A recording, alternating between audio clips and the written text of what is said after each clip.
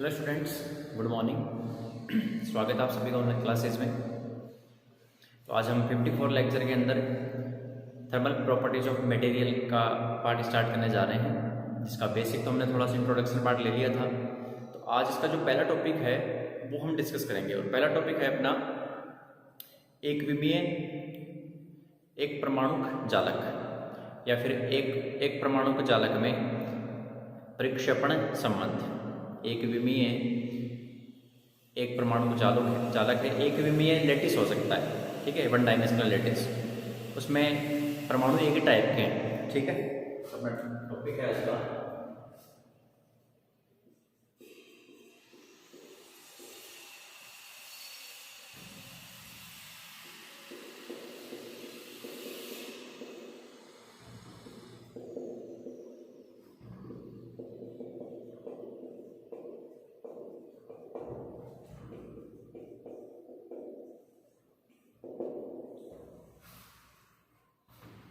एक विमीय एक परमाणु जालक में प्रक्षेपण संबंध। प्रक्षेपण संबंध क्या होता है? जब हम फ्रीक्वेंसी का तरंग संचरण सदिश के साथ ग्राफ बनाते हैं तो उनका व्यवहार फ्रीक्वेंसी का यानी आवर्ती का के साथ व्यवहार कहलाता है प्रक्षेपण संबंध। तो एक विमीय एक परमाणु जालक या फिर एक विमीय रेखिक जालक रेखिक का मतलब होता है एक डायरेक्शन में, तो एक परमाणु रेखिक जालक भी बोलते हैं इसको, एक परमाणु रेखिक जालक, ठीक है। लिखो टॉपिक।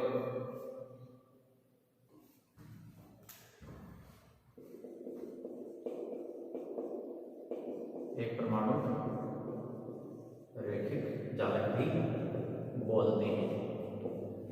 क्या बोलते हैं? एक परमाणु रेखिक जालक भी कहा जाता है। ओके, इसके अंदर हम क्या लेके चलेंगे कि अपने जो भी परमाणु हैं वो एक जैसे हैं और वो इस प्रकार से संरचना है।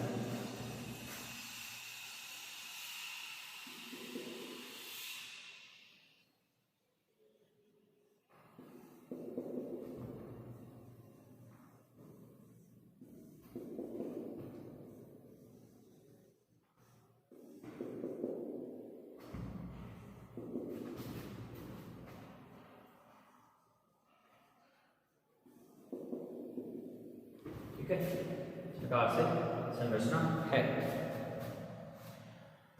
अभी हम मान के चलेंगे, देखो इसमें ऐसा है कि इसमें जब इसको ऊष्मा दी जाएगी, ऊर्जा दी जाएगी, तो इसमें कंपन प्रारंभ हो जाएंगे, और कंपन प्रारंभ होंगे तो किसी एक परमाणु के ऊपर भाई परमाणु का विस्थापन होगा, इस डायरेक्शन में होगा, इस डायरेक्शन में भी होगा।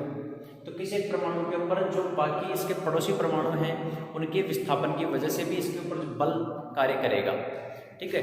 तो हम मान के चलेंगे कि ये nवां परमाणु है, और nवें परमाणु के ऊपर n+वें और n-वें परमाणु की अन्योन्य क्रिया के कारण इसके ऊपर एक अन्योन्य क्रिया बल लगेगा, और वो बल जो दिया जाएगा वो हुक के नियमानुसार दिया जाएगा, क्योंकि इसमें जो दोलक हैं वो परमाणु हैं। दोलक का मतलब ऑसिलेटर्स, वो इसमें कौन है? परमाणु। तो उन दोलकों के ऊपर जो बल होगा या उनमें जो कंपन होंगे वो हुक के नियम के अनुसार ही दिए जाएंगे, ठीक है। दिख रहा है आपको अच्छी तरीके से? तो ये परमाणु है, और हमने क्या माना है यहाँ पर जो लेके चले हैं कि एक परमाणु का रेखिक जालक है ये, ठीक है, और ये है x एक्स के अनुदिश, ठीक है। जहां मान लेंगे कि n परमाणु है, ये n+1 परमाणु है, n+2 परमाणु है, और ये n-1 है, और ये n-2 है, ठीक है। तो जैसा कि मैंने कहा कि इन दोलकों में या फिर इन परमाणुओं के मध्य जो कंपन होंगे वो के नियमानुसार या फिर दिए जाएंगे, और इसके ऊपर किसी एक निश्चित परमाणु के ऊपर जो बल कार्य करेगा वो निकटवर्ती परमाणुओं के विस्थापन के कारण ही कार्य करेगा, ठीक है। क्योंकि हुक के नियम में क्या करते हैं, F directly proportional to x होता है, विस्थापन के प्रोपोर्शनल होता है वो, ठीक है। तो यहाँ पर जो द्रव्यमान है, इन प्रत्येक का द्रव्यमान m है, प्रत्येक का द्रव्यमान m मान के चलेंगे, और इनका जो चालक नियतांक है वो a है, लेटिस कांस्टेंट।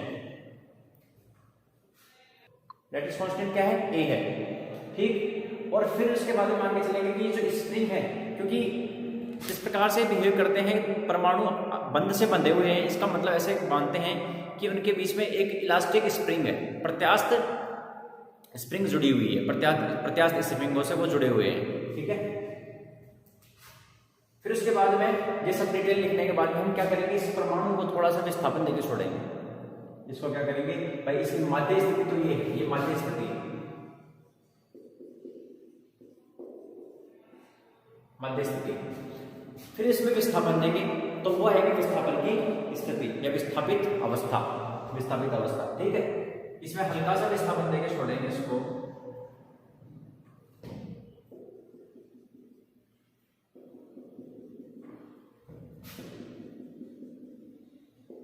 ये इनकी माध्य स्थिति है। इसके बाद में ये थोड़े से क्या हो गए, विस्थापित हो गए।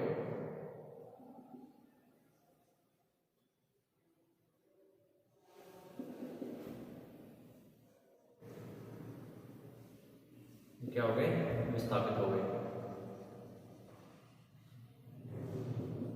तो जो पहले यहां था वो थोड़ा सा आगे चला जाएगा, इस डायरेक्शन में, एक्स डायरेक्शन में मैंने विस्थापन दिया है।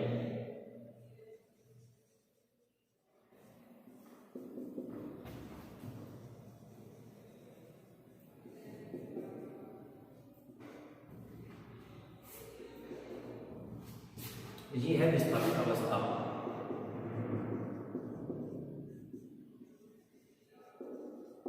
ठीक है, इसको हम क्या बोलते हैं, इसको बोलते हैं डिस्प्लेसमेंट कंडीशन, यानी विस्थापित अवस्था, डिस्प्लेस्ड स्टेट। ओके, ये परमाणु नीचे पे प्रत्येक का द्रव्यमान m है, m का भी m है, इसका भी मास कितना है, m।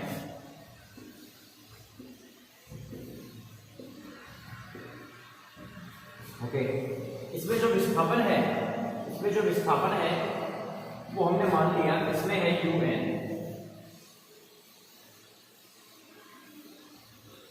इसमें विस्थापन कितना है, un। इसमें कितना होगा, un+1, इसमें होगा un+2, इसमें कितना होगा, un-1, और इसमें होगा un-2। ठीक है, तो जब देखो ये इधर जाएगा, ये इधर जाएगा, तो ये परमाणु की जो स्प्रिंग है इसको क्या करेगी, पीछे की तरफ वापस फोर्स करेगी, और इधर खिंचाव महसूस होगा इस डायरेक्शन के अंदर। तो सभी के लिए यही अवस्था होगी।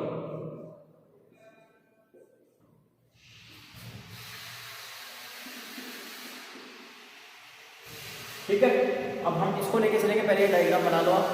हम क्या लेके चलेंगे, माना एक्स एक्स के अनुदिश, माना एक्स एक्स के अनुदिश एक परमाणु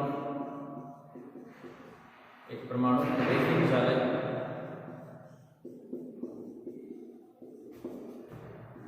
स्थित है। ठीक है, प्रत्येक परमाणु का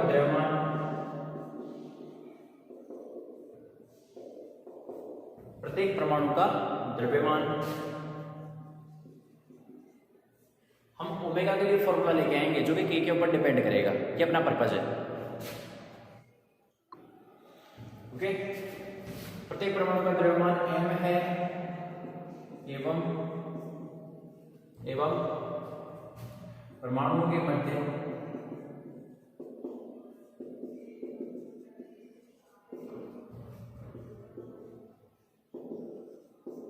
बंध हो प्रत्यास्थ स्प्रिंग के रूप में मान सकते हैं।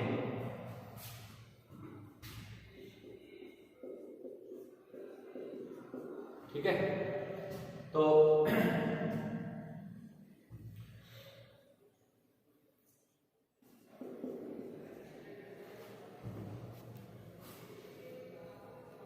जालक को ऊष्मा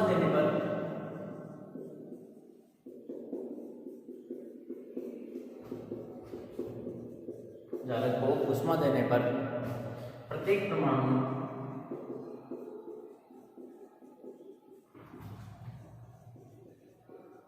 कंपन प्रारंभ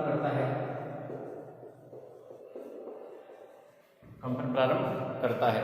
लिखो यहां तक।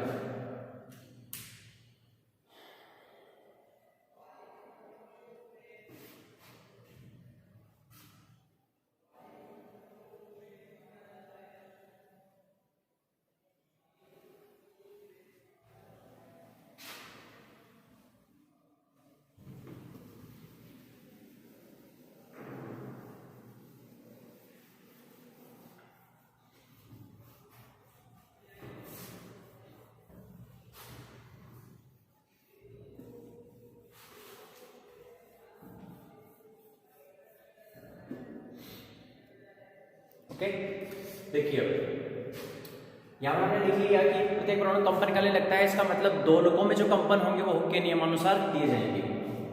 यहाँ दो लोगों यानी परमाणु में कंपन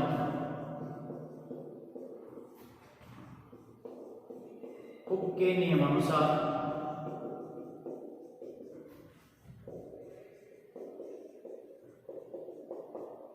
दिए जाएंगे। ये जो हुक का नियम है, इसके बाद इसके पीछे भी कोई एक स्टोरी है, ठीक है, जब आप क्लास में आएंगे तब इसको सुनाएंगे, ठीक है। इस नियम से रिलेटेड है न्यूटन, सर आइजैक न्यूटन, ठीक है। कोई अलग थ्योरी है उसको बाद में डिस्कस करेंगे। यहाँ दो लोगों में कंपन हुक के नियमानुसार दिए जाएंगे। किसी परमाणु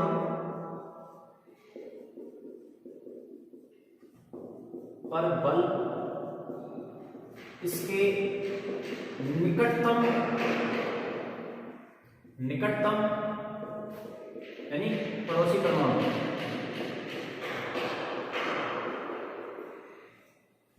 किसी परमाणु पर बल इसके निकटतम परमाणु के विस्थापन के कारण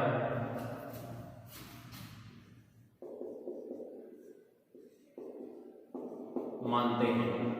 क्योंकि ऐसा क्यों कर रहे हैं? केवल जैसे इसके ऊपर लेना है तो फिर इसके निकटतम परमाणु कंसिडर करके चल रहे हैं, क्योंकि जो इससे दूर हैं उनके विस्थापन का इसके अन्योन्य क्रिया बल पर कोई प्रभाव नहीं पड़ता है। लगभग ऐसा मान के चल सकते हैं कि नेग्लिजिबल इफेक्ट पड़ता है, ठीक है।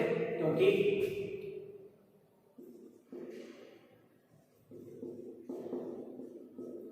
अधिक दूर स्थित परमाणु के विस्थापन का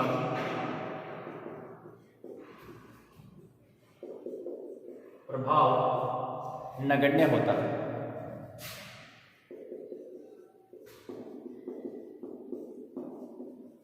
ठीक है।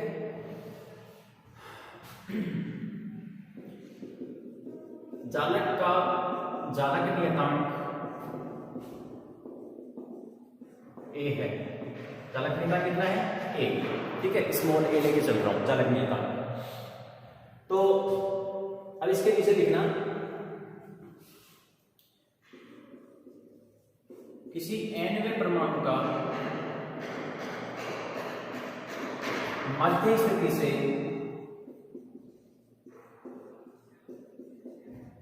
भाई ये nवां परमाणु है, इसका मध्य स्थिति से विस्थापन मैंने मान लिया कि यहां पर UN है। किसी nवें परमाणु का मध्य स्थिति से विस्थापन UN है, ठीक है। तो nवें परमाणु पर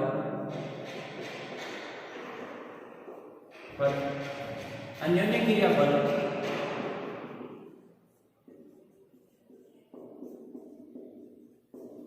केवल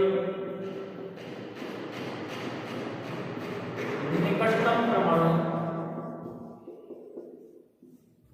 n+1 n-1, तो nवें परमाणु पर अन्योन्य क्रिया बल केवल निकटतम परमाणु n+1 n-1 के विस्थापन पर ही निर्भर करेगा।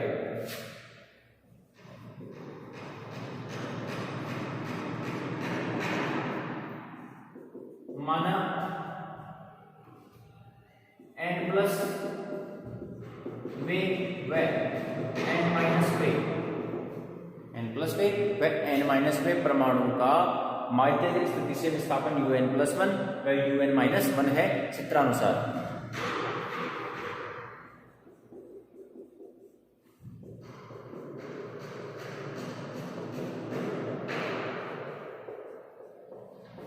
n+1 नीचे लिखना है सब स्क्रिप्ट की तरह,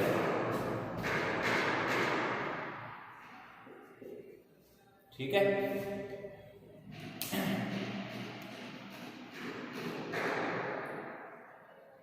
लिखो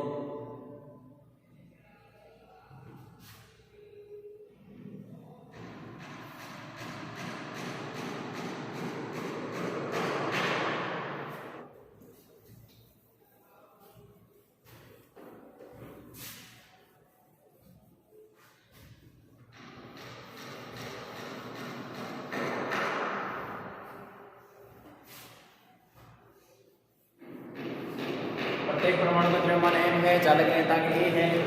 तो अब बताओ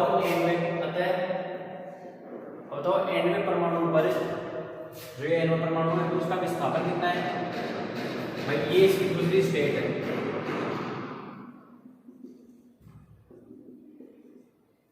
ठीक है। nवें परमाणु पर अन्योन्य क्रिया बल, अन्योन्य क्रिया बल कितना लगेगा इसके ऊपर, क्या लगेगा, Fn is equal to beta un+1 minus un minus beta un minus un-1। ध्यान से समझना इसको, क्या है ये भाई। यदि मुझे इसके ऊपर देखना है विस्थापन, तो मुझे इन दोनों इस यहाँ पर टोटल विस्थापन कितना है उसमें से ये वाला विस्थापन इंक्लूड करना पड़ेगा, तब जाके इसका नेट विस्थापन मेरे पास आएगा, ठीक है। क्योंकि यहाँ पर एक चीज तो है नहीं, इसके साथ ये भी जुड़ा हुआ है, ये भी जुड़ा हुआ है, तो मैंने इन दोनों का डिस्प्लेसमेंट निकाल लो। मान लो कि सपोज कीजिए इन दोनों के बीच में जब आपने इसको इधर डिस्प्लेस किया तो हो सकता है कि इन दोनों के बीच में डिस्प्लेसमेंट हुआ 3 मीटर का, और इन दोनों के बीच में डिस्प्लेसमेंट हुआ मान लो 2 मीटर का। तो नेट कैसे देखेंगे, 3 माइनस 2, तो फिर हम देखेंगे कि ये अपनी पोजीशन से 1 मीटर आगे खिसक गया। तो उसके लिए क्या करना है, फोर्स क्या होता है ओके नियमानुसार, F directly proportional to x, तो उसको डायरेक्टली प्रोपोर्शनल को हटाने के लिए हम आता है बीटा, ठीक है। तो इन दोनों के इफेक्ट में से ये रहा, इसमें से इन दोनों का इफेक्ट माइनस कर दिया, तो नेट फोर्स आ जाएगा किसके ऊपर, अन्योन्य क्रिया बल आएगा किसके ऊपर, nवें परमाणु के ऊपर, जहां बीटा क्या है, स्प्रिंग नियतांक या फिर अंतरा परमाणु नियतांक, ठीक है, अंतरा परमाणु नियतांक है।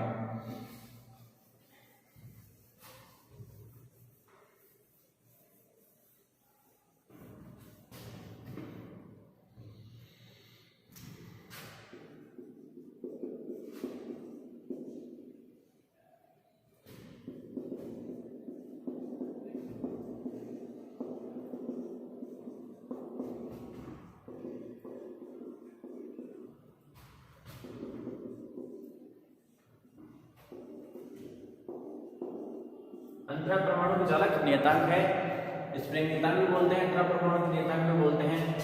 तो यहाँ पे देखिए, या फोर्स ऑन एन में परमाणु पर अन्योन्य क्रिया बल ये हो जाएगा बीटा माइनस माइनस प्लस, ठीक है।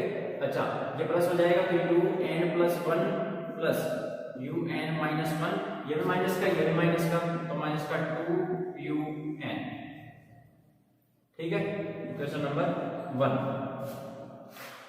अब हम इसका सॉल्यूशन क्या करेंगे, इसका सॉल्यूशन मान के चलेंगे, ठीक है जी। F = बीटा ये आ गया अपने पास, अंतरा परमाणु बल नियतांक। यहाँ पर हम न्यूटन की गति का समीकरण यूज करेंगे, क्योंकि इसका जो nवां परमाणु है उसका द्रव्यमान कितना है, m, ठीक है। तो m d2x/dt², ये x की तरह ही तो काम कर रहा है, ये x n+वे परमाणु का विस्थापन है, तो x n+1 मान सकते हैं, इसको x n-1 मान सकते हैं, इसको x मान सकते हैं। तो कहने का मतलब फोर्स के बराबर कौन होना चाहिए, m d2x/dt²। न्यूटन के नियमानुसार m d2un/dt² बराबर होना चाहिए किसके बराबर, इसके बराबर।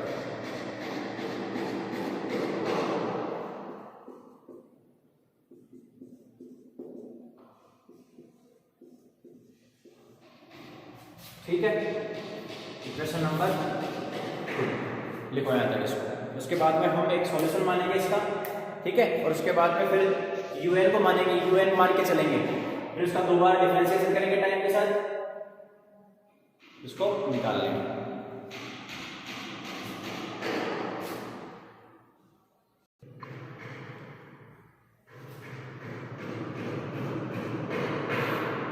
लिख लिया,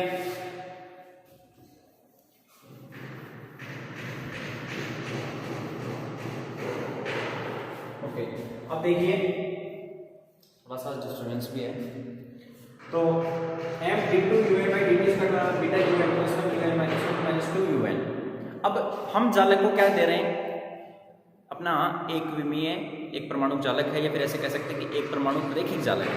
तो उसमें जब इसको एनर्जी देते हैं, मतलब टेम्परेचर देते हैं, ताप देते हैं, ऊर्जा देते हैं, तो परमाणु कंपन करने लगते हैं अपने माध्य स्थिति के दोनों तरफ। माध्य स्थिति के दोनों और कंपन करने का मतलब होता है टू एंड फ्रो मोशन।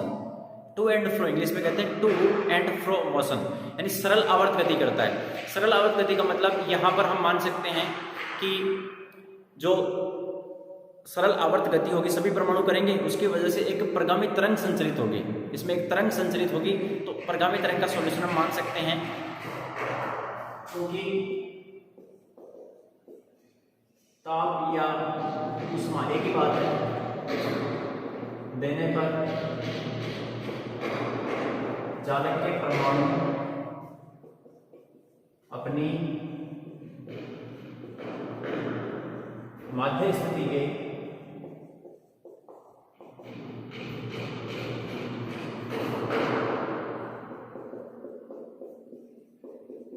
दोनों ओर सरल आवर्त गति करते हैं।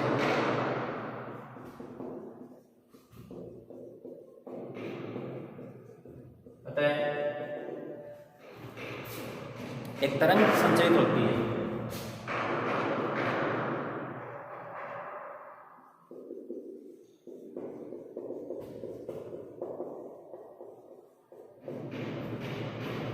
वेव चलती हुई दिखाई देती है, संचरित होती है।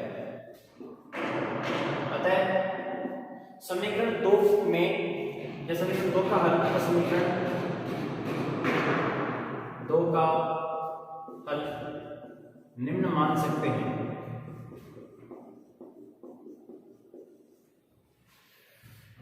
सॉल्यूशन मान के चल रहे हैं n is equal to capital A exponential eta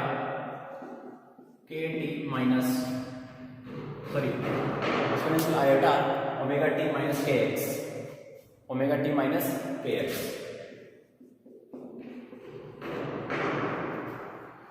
माध्य स्थिति से या फिर उसकी जो माध्य स्थिति है, ठीक है, उसका मूल बिंदु से ये दूरी है।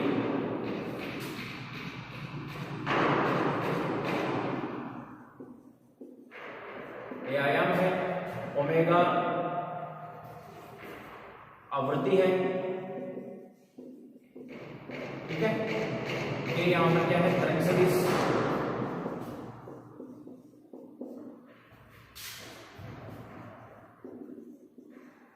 माध्य स्थिति है n में परमाणु, जो कि कितनी होगी, चालक नियतांक जब n है तो n में परमाणु के मूल बिंदु से दूरी कितनी होगी, उसकी माध्य स्थिति कितनी होगी, x बराबर n इंटू a, तो ये होगी n इंटू a, ठीक है। समीकरण क्या है, m d2 un by dt square बराबर बीटा, इसको नोट कर लो जल्दी, un plus 1 plus un minus 1 minus 2 un, ये मैंने मान लिया un, ये डिपेंड किसके ऊपर कर रहा है, un, ओके। अब मैं n x n की वैल्यू n है यहां पर पुट करूंगा, तो ये क्या बन जाएगा मेरे पास समीकरण। उससे पहले आपको लिखना होगा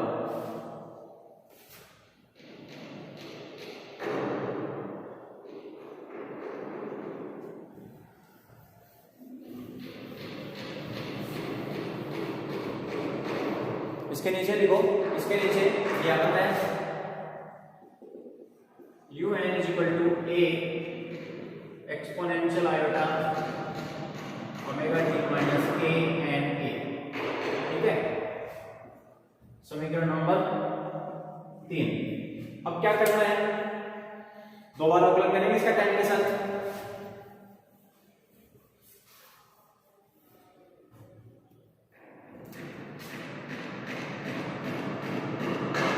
अवकलन करने पर t के सापेक्ष, टाइम के सापेक्ष, तो d u n by dt कितना आ जाएगा, देखो यहां से क्या बाहर निकलेगा, ओमेगा बाहर निकलेगा और आयोटा बाहर निकलेगा, तो आयोटा ओमेगा और a exponential iota omega t minus k n a ऐसे कैसे रह जाएगा।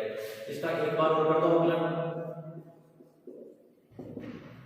आयोटा ओमेगा वापस आएगा, तो आयोटा इंटू आयोटा क्या हो जाएगा, -1 omega into omega, omega square, तो माइनस का ओमेगा स्क्वायर बाहर निकलेगा, ए exponential iota omega t minus के एन ए, इसको मैं ऐसे लिख सकता हूँ कि बराबर इसकी जो वैल्यू आएगी किसके बराबर आएगी माइनस ओमेगा स्क्वायर के, और ये वाला पार्ट किसके बराबर है खुद u के बराबर है, un के बराबर।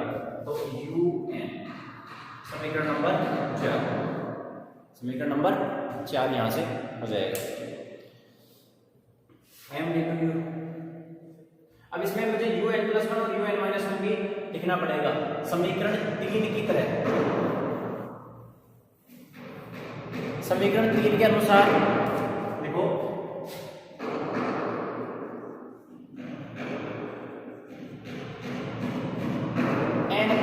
n प्लस 1 वे परमाणु का विस्थापन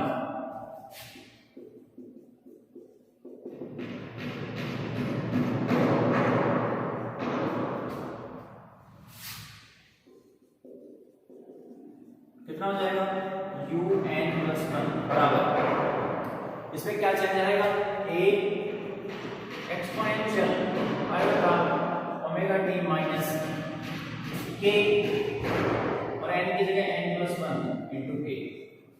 देखो इसको ऐसे लिख सकते हैं un प्लस 1 बराबर, इसको ऐसे लिख सकते हैं un प्लस 1 बराबर भाई के एन ए तो अलग हो जाएगा और इसमें से माइनस के इंटू ए, यानी e की पावर आयोटा माइनस के ए, मतलब क्या है e की पावर माइनस आयोटा के ए, e की पावर माइनस आयोटा के ए, ये बाहर निकल जाएगा और क्या बच जाएगा a exponential iota omega t minus के एन ए, ये बच जाएगा। इसकी जगह मैं क्या रख दूं, इसकी जगह क्या रख दूं un या un प्लस 1 बराबर e की पावर माइनस आयोटा के और इससे जगह आ गया u, समीकरण नंबर 5, समीकरण नंबर क्या आ गया 5 आ गया। देखो बच्चों इसी प्रकार n-1 वे परमाणु का विस्थापन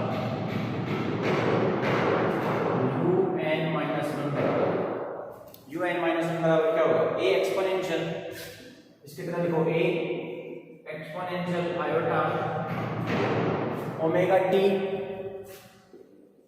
माइनस के n माइनस 1 इंटू ए, n की जगह क्या रखना है n माइनस 1, तो अब माइनस माइनस क्या हो जाएगा प्लस, तो e की पावर आयोटा के ए बाहर निकलेगा।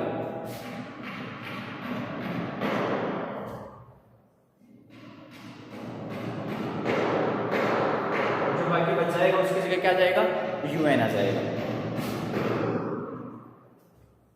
इसको दे देंगे समीकरण नंबर 6।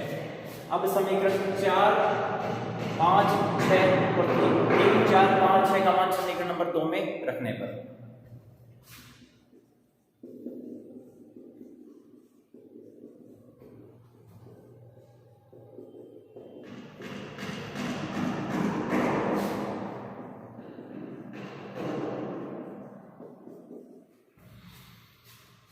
लिखो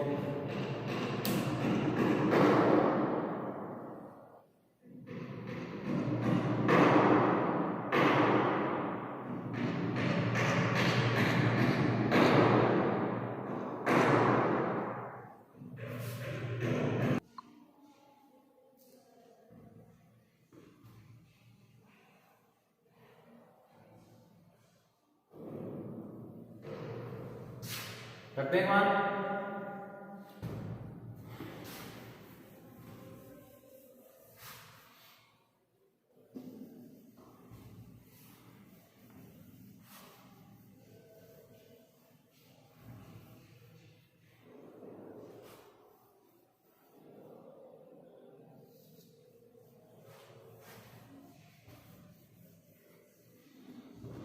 देखो समीकरण 2 क्या है, मैं इसको यहां लिख रहा हूं एक बार, m d2 un by dt square बराबर क्या था beta un plus 1 plus un minus 1 minus का 2un।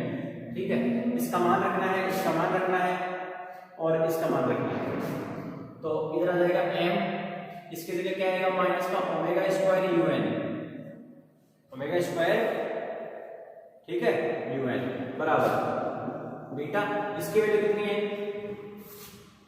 e की पावर माइनस आयोटा के ए un प्लस इसकी वैल्यू कितनी है e की पावर आयोटा के ए un माइनस का 2un। तो एक काम करो, इधर से un और un लेके इस un से उड़ा दो, क्या बच जाएगा माइनस का m ओमेगा स्क्वायर बराबर माइनस m ओमेगा स्क्वायर बराबर, इधर से क्या बचेगा बीटा, इसको पहले लिख लो, इसको बाद में लिख लो, e की पावर आयोटा के ए प्लस e की पावर माइनस आयोटा के ए माइनस का 2, ठीक है। अब देखो, चूंकि कोस के ए कितना होता है, कोस के ए ये होता है e की पावर आयोटा के ए प्लस e की पावर माइनस आयोटा के ए डिवाइडेड बाय 2। तो इसकी वैल्यू क्या आ जाएगी 2 इंटू कोस के ए, e की पावर आयोटा के ए प्लस e की पावर माइनस आयोटा के ए की वैल्यू कितनी आ जाएगी 2 कोस के ए। तो इसकी जगह रख दो यहां पर,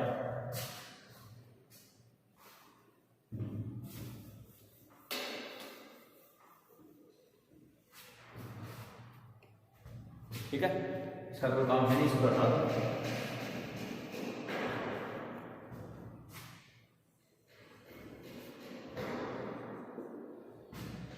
माइनस m ओमेगा स्क्वायर, ठीक है जी, और बराबर हो जाएगा बीटा 2 कोस के ए माइनस का 2, पूरे समीकरण को माइनस से मल्टीप्लाई कर दो, तो m ओमेगा स्क्वायर बराबर आ जाएगा बीटा 2 बाहर आ गया, ठीक है, 1 माइनस का कोस के ए। तो यदि मैं के ए को ऐसे लिख सकता हूं, देखो जांच देखना, m ओमेगा स्क्वायर बराबर 2 बीटा 1 माइनस कोस 2 के ए by 2, 1 minus cos 2 theta, theta का काम यहाँ पर कौन करेगा के ए बाई 2, 1 माइनस कोस 2 थीटा क्या होता है 2 sine square theta by 2, 1 minus cos 2 theta होता है 1 माइनस कोस 2 थीटा होता है 2 साइन स्क्वायर थीटा। तो यहाँ से हो जाएगा m ओमेगा स्क्वायर बराबर 2 थीटा का जैसे है 2 साइन स्क्वायर के ए by 2, 1 minus cos 2 theta 2 sine square theta, theta काम के ए बाई 2, 2 इंटू 2 4, तो ओमेगा स्क्वायर बराबर आ जाएगा 4 beta by m sine k A by sine square के ए बाई 2, या omega is equal to plus minus 4 beta by m का under root sine k A by 2, ठीक है, ओमेगा बराबर plus minus under root 4 beta by m sine k A by 2।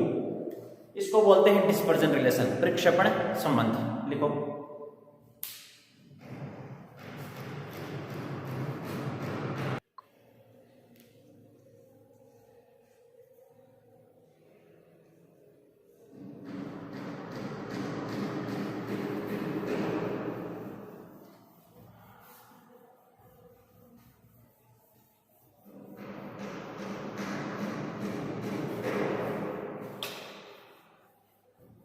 इसमें ये जो अपना पार्ट कंप्लीट होगा, एक परमाणु रेखीय चालक, इसके बाद में द्विपरमाणु रेखीय चालक भी आएगा, द्विपरमाणु रेखीय चालक जिसमें 2 परमाणु होंगे, ठीक है। उसके बाद में हम पढ़ेंगे विशिष्ट ऊष्मा, जिसमें डिबई सिद्धांत, आइंस्टीन सिद्धांत जो कि हमने पिछली बार पढ़े थे, उनका विस्तृत रूप पढ़ना है यहाँ पर।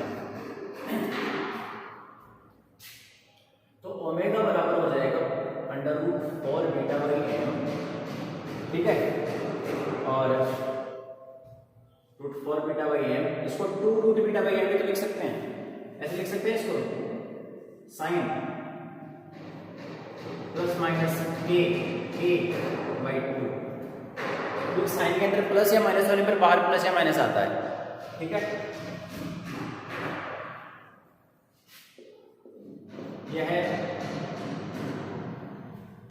यह समीकरण यह है समीकरण। ओमेगा व तरंग सदिश के मध्य संबंध या परिक्षेपण संबंध, परिक्षेपण संबंध जिसको बोलते हैं डिस्पर्जन रिलेशन इंग्लिश के अंदर, डिस्पर्जन रिलेशन, इसको डिस्पर्जन रिलेशन कहते हैं, परिक्षेपण संबंध कहा जाता है।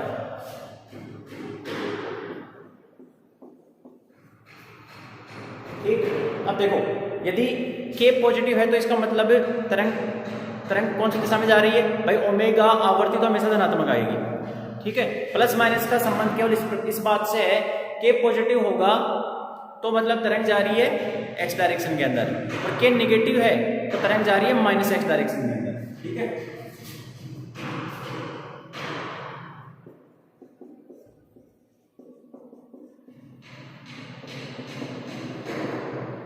आवर्ती ओमेगा में धनात्मक होती है।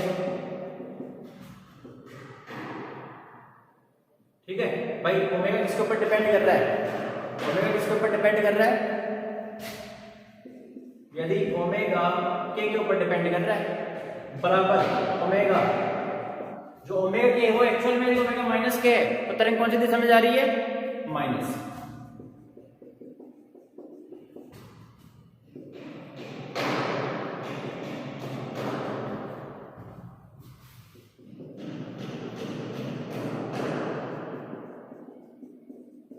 ओमेगा K बराबर यदि K की वैल्यू पॉजिटिव है तो फिर तरंग प्लस एक्स दिशा में गति कर रही है, और तरंग कौन सी है, प्रगामी तरंग, ट्रेवलिंग वेव्स।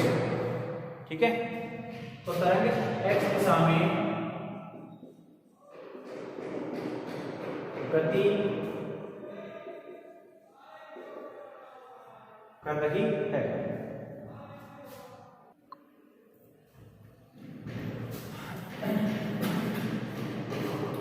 ठीक है, गति कर रही है। अब ये लिख लिया, इसको लिख लो जल्दी।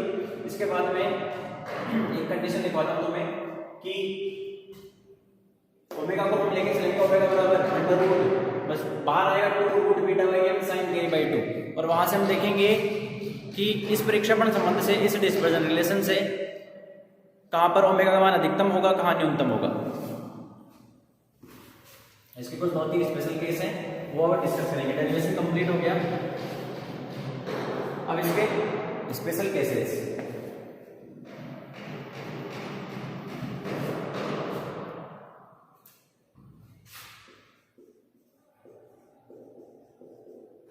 परिक्षेपण संबंध से, परिक्षेपण संबंध से यदि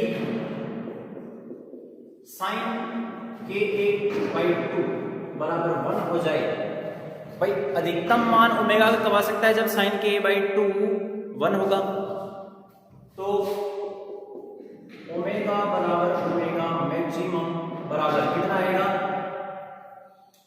2 रूट बीटा बाई एम। ठीक है, इतना ही आएगा, या under root 4 beta by m, या फिर 2 रूट बीटा बाई एम। इसको कहते हैं अंतक आवृत्ति, कट ऑफ फ्रीक्वेंसी।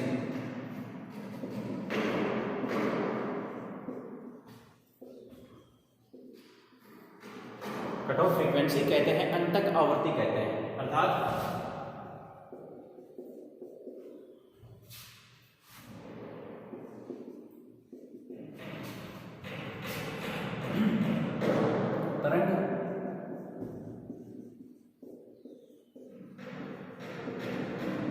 तरंग जिस अधिकतम आवृत्ति से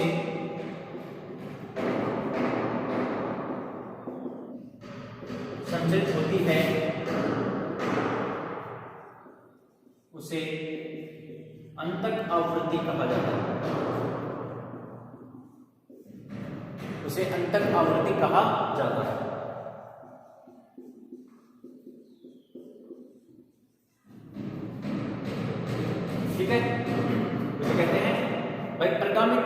से अधिकतम आवृत्ति से चलेगी उसको बोलेंगे कट ऑफ फ्रीक्वेंसी।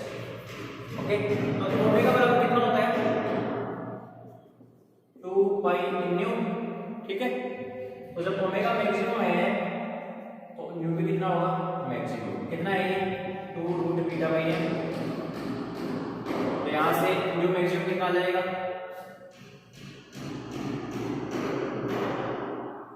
फ्रीक्वेंसी। ठीक है, ये एंगुलर फ्रीक्वेंसी है, ये फ्रीक्वेंसी है। 2 रूट बीटा बाई एम में भाग देना है 2 पाई का, 2 से 2 कैंसिल, तो न्यू मैक्सिमम आ गया 1 upon pi under root beta by M.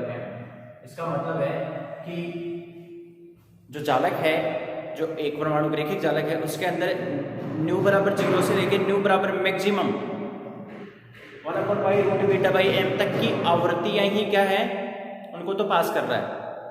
0 से लेके मैक्सिमम कितनी है 1 upon pi root beta by m तक की आवृत्तियों को पास कर रहा है।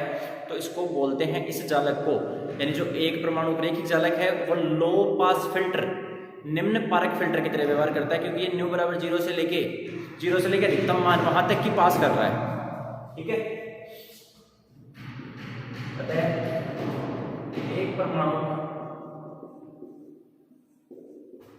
रैखिक चालक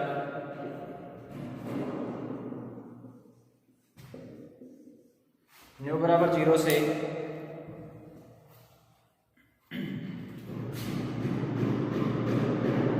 न्यू बराबर न्यू मैक्सिमम तक की आवृत्तियों अर्थात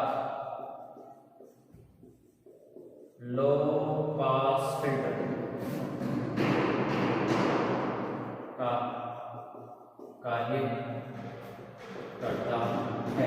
यानी इसमें जो तरंगे होंगी ना, इसमें जो प्रगामी तरंगे होंगी, उनकी आवृत्ति न्यू बराबर 0 से लेके न्यू बराबर मैक्सिमम, एक लिमिट 0 से लेके यहाँ तक, 0 से लेके इस मैक्सिमम बिंदु तक है। इसका मतलब ये लोअर फ्रीक्वेंसीज को पास करता है।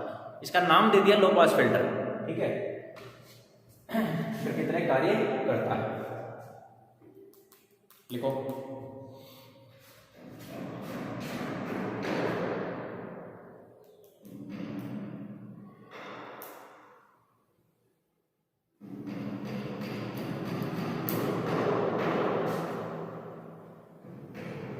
क्लियर? अब हमने माना क्या था, ये माना था ना, यहां से वापस स्टार्ट करना है।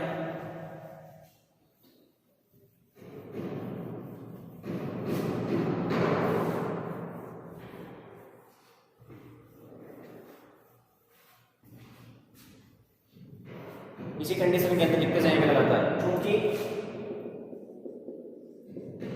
साइन k/2 कितना है 1, अर्थात अरे साइन थीटा बराबर 1 कब आता है, जब थीटा बराबर π/2। k/2 बराबर कितना आएगा π/2। अब मुझे बताइए कि साइन k/2 पर जब 1 है तो ओमेगा मैक्सिमम है, तो k भी क्या होगा मैक्सिमम। यहाँ पर क्या लिखेंगे k की जगह k मैक्सिमम इनटू a, या जब यहाँ से k मैक्सिमम की वैल्यू कितनी आ जाएगी, k मैक्सिमम की वैल्यू कितनी आ जाएगी 2 से 2 कैंसिल, तो π/a। k बराबर 0 से लेके k मैक्सिमम बराबर π/a तक अपने को वहां पर क्या मिलेगा, एक परमाणु रैखिक चालक की अवस्था मिल सकती है। ठीक है जी, k मैक्सिमम की वैल्यू कितनी हो सकती है π/a तक। k पॉजिटिव तो π/a है, k जब नेगेटिव लेंगे तो कितना आएगा -π/a। ओके, यहां से देखिए, चूंकि k मैक्सिमम बराबर होता है 2π/λ, लेकिन जब ये मैक्सिमम है k बराबर होता है 2π/λ। 2π/λ होता है, लैम्डा तरंग थ्योरी है, इस तरंग की, इस प्रगामी तरंग की, जो कि संचरित हो रही है, जो कि चालक के अंदर मान रहे हैं। तो लैम्डा जब मिनिमम लेंगे तभी तो k मैक्सिमम आएगा, क्योंकि नीचे क्वांटिटी मिनिमम है तभी तो मैक्सिमम आएगी, तो ये मिनिमम होना चाहिए। ठीक है, करते हैं यहाँ पर, तो यहाँ से अपने पास क्या आ जाएगा, इसलिए 2π/λ मिनिमम बराबर पाई अपॉन ए, पाई से पाई कैंसिल, यहाँ से अपने पास क्या आ गया, जो लैम्डा मिनिमम निकल के आएगा वो लैम्डा मिनिमम ऊपर जाएगा, एक ऊपर आएगा इधर, तो 2a।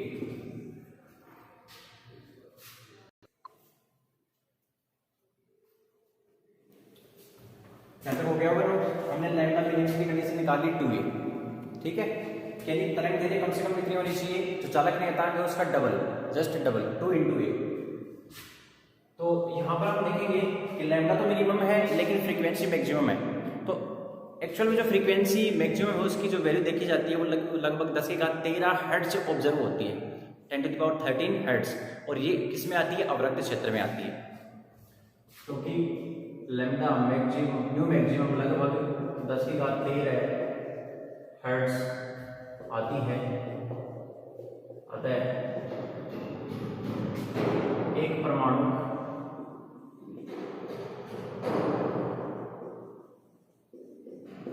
रैखिक चालक, एक परमाणु रैखिक चालक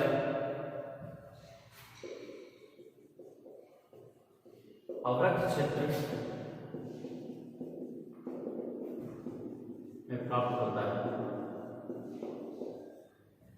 ये जो फ्रीक्वेंसी मिलती है कहाँ मिलती है, अवरक्त क्षेत्र में, ठीक है। अब इसमें यदि हम ग्राफ बनाना चाहिए तरंग संचरण वर्सेस एंगुलर फ्रीक्वेंसी ओमेगा और के बीच में ग्राफ बनाना चाहिए, तो ये अपना कहलाता है डिस्पर्जन रिलेशन। ये क्या कहलाता है, डिस्पर्जन रिलेशन कहलाता है। तो देखिए के बराबर यहाँ पर 0 है, यहाँ पर है पाई बाई ए, यहाँ पर 2 pi by A, 3 pi upon ए, और यहाँ पर minus pi upon A, minus का 2 pi by A, minus 3 pi by A. ये तो मैंने तरंग संचरण की वैल्यू डाल दी। ओमेगा किस प्रकार से बिहेव करता है, ओमेगा ग्राफ है √4 बीटा बाई एम साइन के a/2, ठीक है। तो इस प्रकार से चलता है।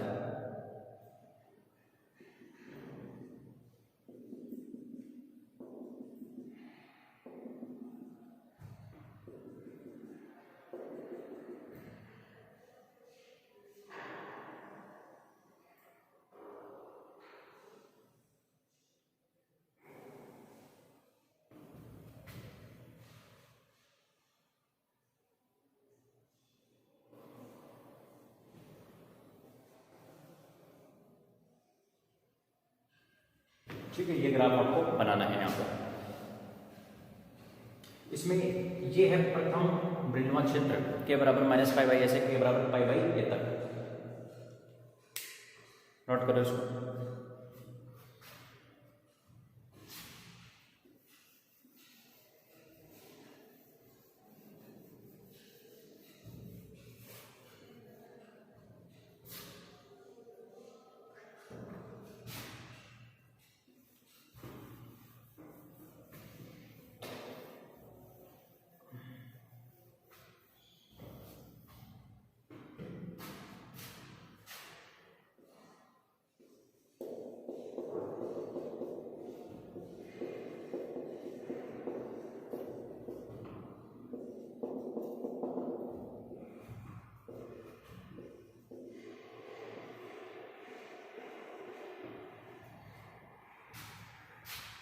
इसमें अब एक छोटा सा टॉपिक और बचा हुआ है अपना, वो क्या है, phase velocity and group velocity, जिसको आप हिंदी में बोलते हैं कलावेग एवं समूह वेग।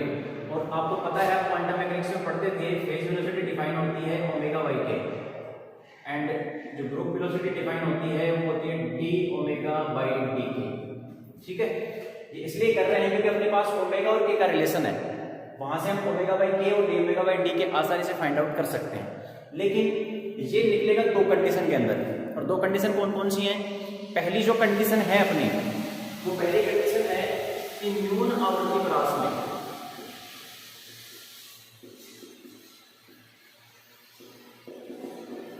जब फ्रीक्वेंसी लो है, जब ओमेगा कम है, ओमेगा की वैल्यू कम है, क्योंकि हमने ग्राफ बनाया था उसमें जब k टेंड्स टू 0 हो, k k टेंस टू 0, जिसको न्यून आवर्ती परास या फिर निम्न आवर्ती बोलते हैं।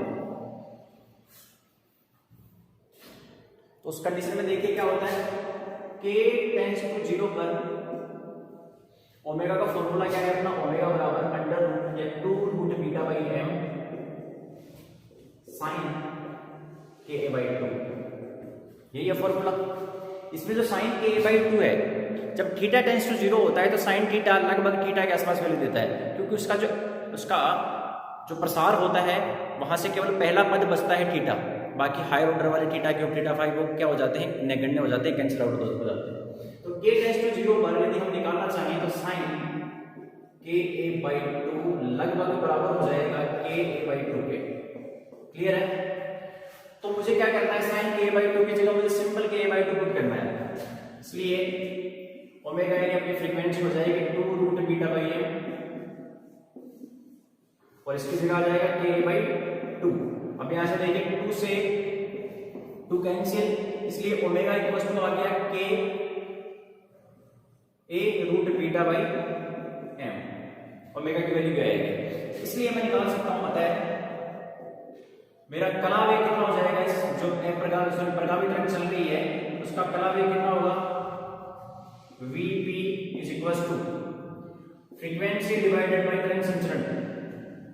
इसमें k का डिवाइड करना है तो k a root beta by m divided by k, कैसे k कैंसिल आउट और vp बच जाएगा a root beta by m के, और इसको लिखते हैं a root beta by m को मानते हैं प्रगामी तरंग का जिस वेग से वो संचरित हो रही है, ये उसका साउंड वेग, साउंड वेलोसिटी कहलाएगी vs। ठीक है, जहां vs क्या है,